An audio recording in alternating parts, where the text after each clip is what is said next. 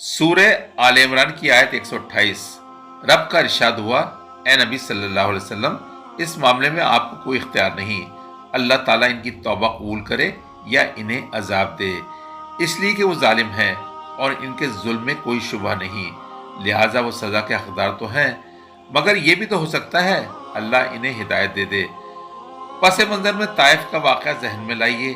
चंद साल कबल ही की तो बात है, ताइफ में जिस तरह से हुजूर सल्लल्लाहु अलैहि वसल्लम से बदसलूकी की गई, दिल दुखाया गया, लहू लहान कर दिया गया। वो दिन आपकी ज़िंदगी का सख्त तरीन दिन था।